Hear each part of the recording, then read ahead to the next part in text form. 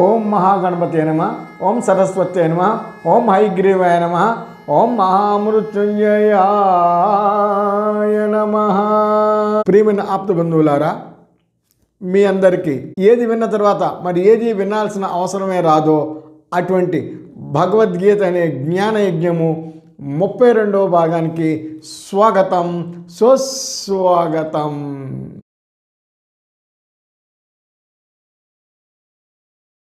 మనం ఇంకా జ్ఞాన విజ్ఞాన యోగంలో ఉండండి. మరి ముందుకు వెళ్దామా? తేషాం జ్ఞాని నిత్యయుక్త ఏకభక్తిర్విశిష్యతే ప్రియో హి జ్ఞానిన్యోత్యర్థం అహం సజ మమ ప్రియ. మనం గత అధ్యాయంలో చెప్పుకున్నామండి, పరమాత్మని ప్రార్థించేవారు 4 రకాలుగా ఉంటారు. వారు ఆర్తులు, జిజ్ఞాసులు, ధనార్థి, జ్ఞాని. అయితే ఇందులో తనకి ఎవరు అత్యంత ఇష్టడో చెప్తాడండి.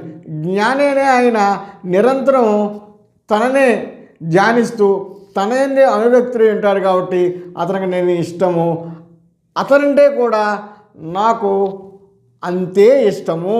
అంటే 4 కేటగిరీల్లో జ్ఞాని అనే ఆయన నాకు చాలా అత్యంత ఇష్టడు అని ఈ శ్లోకం ద్వారా తెలిసాడు. ఎందుకు మరి అది కూడా ఉండాలిగా. ఇష్టడు అంటే వై? ఈ జ్ఞాని అనేవాడు నిత్యయుక్త అండ్ ఏకభక్తి. నిత్యయుక్త అంటే ఎప్పుడో ఒకసారి నన్ను తలుచుకునేవాడు, నన్ను ధ్యానించేవాడు, నన్ను పూజించేవాడే కాదు. నిత్యయుక్త అనుక్షణం అనునిత్యం నా యందే అనురక్తి ఉంటాడు. అందుచేత అతను నాకు అత్యంత ఇష్టం. అంటే ఫుల్ టైం జాబ్ అన్నమాటని. భగవంతుని ఎంత మనసు లగ్నం చేసి ఉంటాడో, పార్ట్ టైం కాదు, ఫుల్ టైం అయినా ఈ పనిలో నుండి ఏ పని చేసినా ధ్యాస భగవంతుని ఎంత ఉంటుందన్నమాట. నెక్స్ట్ ఏకభక్తి అంటే అందరిలాగా ఏదో అవసరార్థం నన్ను పూజించేవాడు, నన్ను ధ్యానించేవాడు, మనసు నాయకుడు నాకు ఇది కావాలి, నాకు అది కావాలని అడిగేవాడు కాదు. అలాగే ఆ పని అవ్వకపోతే దేవుణ్ణి మార్చేసేవాడు కాదు. ఏకభక్తి అల్లడలా నాయందే భక్తి కలిగి నన్నే తలుస్తూ ఉంటాడు. అందుచేత జ్ఞాని అంటే నాకు చాలా ఇష్టము అని చెప్పడం జరిగిందండి. బహూనాం జన్మనామంతే జ్ఞానవాన్ మాం ప్రపద్యతే వాసుదేవ సర్వమితి సమహాత్మాసు దుర్లభ. జ్ఞాని కావాలంటే ఒక జన్మ సరిపోదు, ఎన్నో జన్మల తర్వాత మాత్రమే, ఎన్నో జన్మల కృషి ఫలితంగా మాత్రమే మనం జ్ఞాని అవటం జరుగుతుంది అని ఈ జ్ఞాని అయిన వాడికి అంతా కూడా వాసుదేవమయంగా ఉంటుంది అని చెప్తున్నాడు. అంటే ఎన్నో జన్మ అంటే మనం ఎన్నో జన్మలు ఎత్తుంటాం. ఏ జన్మలోనో ఎన్నో జన్మల్లో చేసుకున్న పుణ్య ఫలితంగా ఈ జన్మలో మానవ జన్మ ఎత్తడం జరిగింది. కానీ మనం మానవులుగా పుట్టిన తర్వాత ఐహిక సుఖాల కోసమే ప్రయత్నిస్తున్నాం. కొంతమంది స్వర్గలోకంలో లభించే సుఖాల కోసం యజ్ఞాలు యాగాదులు ఎన్ని చేసి ఎంతో తాపత్రయపడుతుంటారు. కానీ ఈ జన్మలోనే భగవంతుణ్ణి ధ్యానిస్తూ మోక్షం పొందడానికి మనం ఎందుకు ప్రయత్నించకూడదు? అయితే చాలామంది జనరల్గా ఎలా ఆలోచిస్తుంటారండి, ఎన్నో జన్మల తర్వాత కదా మనకు మోక్షం వచ్చేది, ఎప్పుడో మనకు వస్తుందో రాదో తెలియంది. అటువంటి దాని గురించి మనం ఈ జన్మలో ఎందుకు కష్టపడటం, హాయిగా హ్యాపీగా మనం ఈ జన్మని ఎంజాయ్ చేయొచ్చు కదా అని అంటుంటారు. మరి లాటరీలో ఫస్ట్ ప్రైజ్ ఎంతమందికి వస్తుందండి? ఎవరో ఒకరికి వస్తుంది. మరి ఎన్నో లక్షల టికెట్లు అమ్ముతారు, ఎన్నో లక్షల మందిలో ఏ ఒక్కరికో వస్తుంది. అలాగే మనం డిగ్రీ చదవాలంటే పుట్టగానే డిగ్రీ వచ్చేస్తుందండి, లేదా 6 ఏళ్ళ స్కూల్ లేకుండా డిగ్రీ వచ్చేస్తుందా? రాదుగా. ప్రీ నర్సరీ, తర్వాత nursery, LKG, UKG, first class, second class, like that, high school, తర్వాత కాలేజ్, ఇంకా ఏమన్నా ఉంటాయి. ఒక డిగ్రీ కావాలంటే మనకి 20 ఏళ్ళు పడుతుంది కదండి. ఒక ఇంజనీరింగ్ మనం అవ్వాలంటే 21, డాక్టర్ కావాలంటే 23, 24 సంవత్సరాలు. ఆ తర్వాత మళ్ళీ ఇంటర్న్షిప్, తర్వాత మళ్ళీ ఇంకా ఇంకా ఇంకా చదువుతుంటే కానీ పరిపూర్ణుడు కాలేడు. మనం ఏది కావాలో, మన జీవితంలో ఏది సాధించాలనుకుంటున్నాం, మరి ఒక దగ్గర ఒక 25% అంటే మన జన్మలో 20 నుంచి 23, 24 సంవత్సరాలు కష్టపడుతున్నాం కదా, అప్పుడే కదా మనం ప్రయోజకులు అవుతున్నాం, అప్పుడే కదా ధన సంపాదనలో మనం పడుతున్నాం. మరి ఇంత చేస్తున్నాం కదా, అలాగే ఈ జన్మలోనే మనం ఎందుకు ప్రయత్నించకూడదు? ఈ జన్మలోనే ఆ భగవంతుడి సన్నిధికి చేరడానికి మనం ఎందుకు ప్రయత్నించకూడదు? ఆలోచించండి. ఎప్పుడు వస్తుందో రాదో తెలియదని కాదు, నిజంగా కూడా ఎన్నో జన్మల కర్మ ఫలానుసారమే మనకు ముక్తి లభిస్తుంది. ఏమో ఈ జన్మలోనే లభిస్తుందేమో, మనం వాయిదా వేసుకునేందుకు మరి ప్రిపేర్ అవుదామా? అంతవంతు ఫలం తేషాం తద్భవత్యల్పమేధసాం దేవాం దేవయజో యాంతి మద్భక్తా యాంతి మామపి. ఈ శ్లోకం ద్వారా కృష్ణ పరమాత్ముని అల్పబుద్ధి గల మానవులు ఏ దేవతలను పూజిస్తున్నారో వారికి ఫలితం అంతవరకు మాత్రమే లభిస్తుంది. ఈ కోరికలకి అంతుంది. We have lot of desires, but for these desires there is no end, boundless. ఆ కోరికలు పుడుతూనే ఉంటాయి. ఓ కోరిక తీరింది, మరి ఇంకొకరు ఇది కావాలి అది కావాలి, ఇలా పరుగులు పెడుతూనే ఉంటామండి. ఈ కోరికలు మనకి బంధాలు కలిగిస్తాయని చెప్పుకున్నామండి గతంలో కూడా. అంటే అటాచ్మెంట్స్ కలిగిస్తాయి. ఎన్ని కోరికలు తీరినా తృప్తి అయితే ఉండదు, ఇంకా కావాలనిపిస్తూ ఉంటుంది. అయితే పరమాత్మను ధ్యానిస్తే శాశ్వతమైన ఆనందం కలుగుతుంది, పరమశాంతి కలుగుతుంది. ఇక్కడే మనం అర్థం చేసుకోవాలండి. రాక్షసులను పూజిస్తే రాక్షస ప్రవృత్తి గల కోరికలే పొందుతారు. దేవతలను ఆరాధిస్తే సాత్వికమైన కోరికలను పొందుతారు. బంధనములు కలిగించే తాత్కాలికమైన కోరికల కోసం చిన్న చిన్న దేవతలను పూజిస్తారా, ఆరాధిస్తారా, ధ్యానిస్తారా, లేక శాశ్వత సుఖం కోసం పరమాత్మను ఆరాధిస్తారా? ఇదంతా కూడా మన చేతుల్లో ఉంది. అట ఇట అన్నది శాశ్వతమైన దాచుకోవడం మనం ప్రోకలాడదామా? అశాశ్వతమైన వాటి వెనకాల మనం పరిగెడదామా?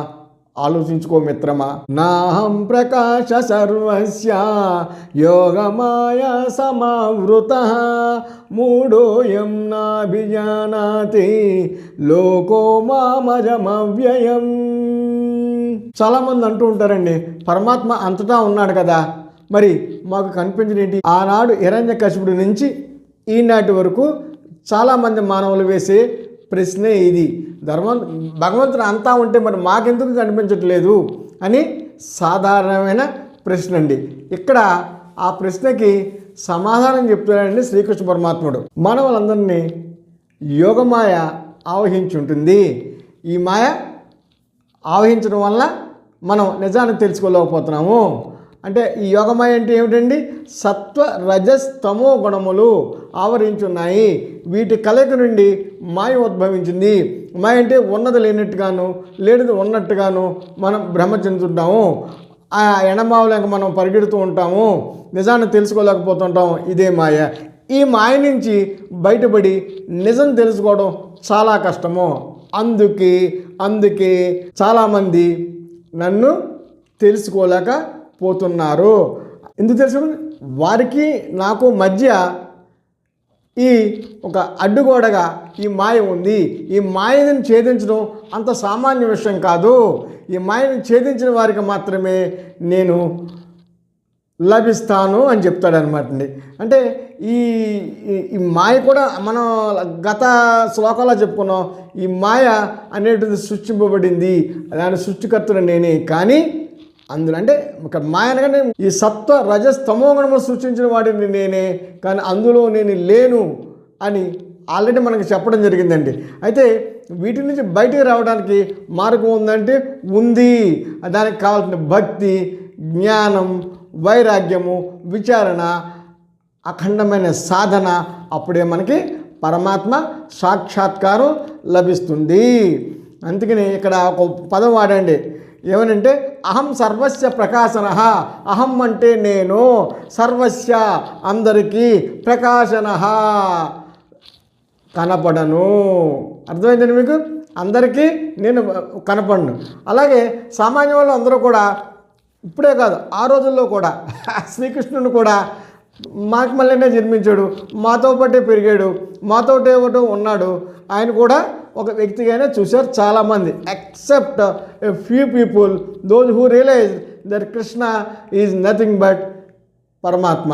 నిజంగానే శ్రీకృష్ణ పరమాత్ముడు సామాన్య మానవునిలానే జన్మించాడు.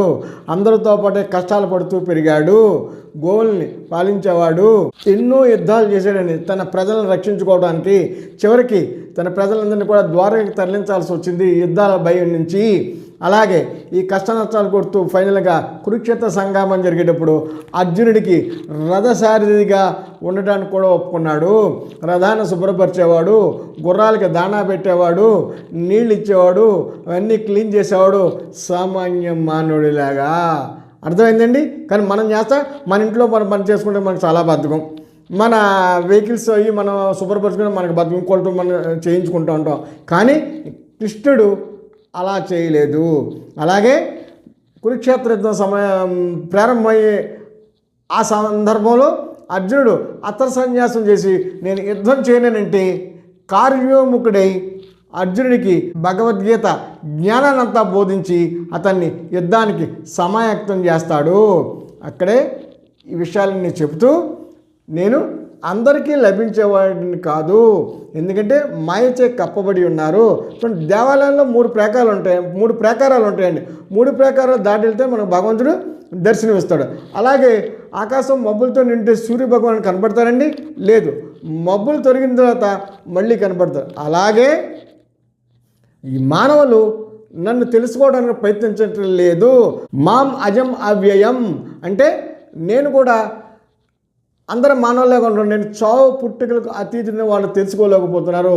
అందుచేత నేను అందరికీ కనపడను అంటున్నానండి.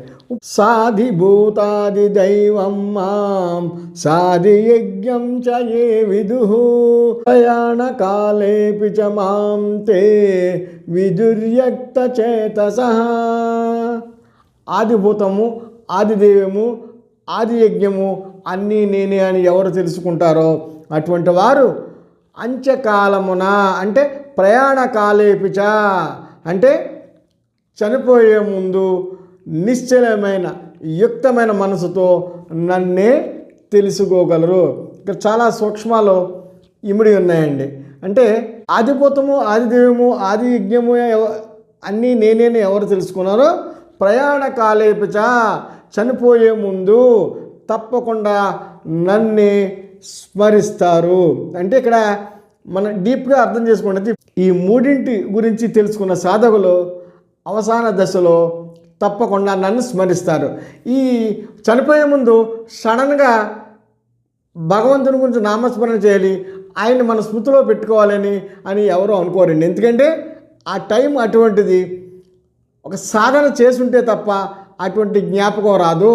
జీవితకాలం అంతా కూడా ఎప్పుడు భగవన్నామస్మరణ చేయకుండా చనిపోయేటప్పుడు చేయగలడా అండి? అటువంటి స్మరణ వస్తుందా? డెఫినెట్గా రాదు. అందుకే ఈ సాధన చేసేవాడు ఎవరైతే ఉన్నాడో వారికి మాత్రమే అటువంటి ఫలితం లభిస్తుంది. ఎందుకంటే సాధన చేయుమురా నరుడా సాధ్యము కానిది లేదురా అని భక్త తుకారాం సినిమాలో ఈ పాట, ఆ సినిమాలో భక్త తుకారాంని తీసుకెళ్ళటానికి భగవంతుడు పంపించిన విమానం వస్తుందండి. చూసి ఉంటారు మీరు ఈ సినిమా. ఆ విధంగానే ప్రయాణ కాలేపిచ అంత్యకాలంలో ఎవరైతే నన్ను స్మరిస్తారో తప్పక వారు నన్ను చేరుకుంటారు. అందుచేత ప్రియమైన ఆత్మబంధువులారా, మనం ఎప్పుడు సాధన చేస్తూ ఉండాలి. వాయిదాలు వేయకూడదు. ఏ జన్మలో లభిస్తుందో అని ఆలోచించకూడదు. ఈ జన్మలోనే మనం ఎందుకు సాఫల్యం కాకూడదు అని అవ్వచ్చు అనే దృక్పథంతో తప్పక భగవంతుని మీద మనసు నిలిపి మనం ఆయన్ని ధ్యానం చేసుకుంటూ ఉండాలి. తప్పకుండా మరణ సమయంలో ఆ స్మరణ వస్తుంది. అలా కాకుండా పిల్లలకి భగవంతుడి పేరు పెట్టి ఆ క్షణంలో కేకేసినంత మాత్రాన స్వర్గం వస్తుందండి. ఇదేదో మనం మభ్య పెట్టడానికి వాళ్ళు వీళ్ళు చెప్పిన స్టోరీస్ తప్ప భగవంతుడికి తెలియదా? ఆయన్ని కేకేస్తున్నావా? ఆవిడ బిడ్డను కేకేస్తున్నాడా? భగవంతుడి వెరిబాగులు పడటండి. ఆఖరి నిమిషంలో కేకేసినంత కాదు, సాధన చేసిన వాడికి మాత్రమే ఆ స్ఫురణ వస్తుంది. వారు నన్ను తలుస్తారు, నన్నే చేరుకుంటారు అని చెప్పడం జరిగిందండి. ఆత్మబంధువులరా, ఇక్కడితో ఈ జ్ఞాన విజ్ఞాన యోగము అనే అధ్యాయము సమాప్తం అయిందండి. కృష్ణం వందే జగద్గురం, కృష్ణం వందే జగద్గురం. హరి ఓం. ఓం తత్సత్.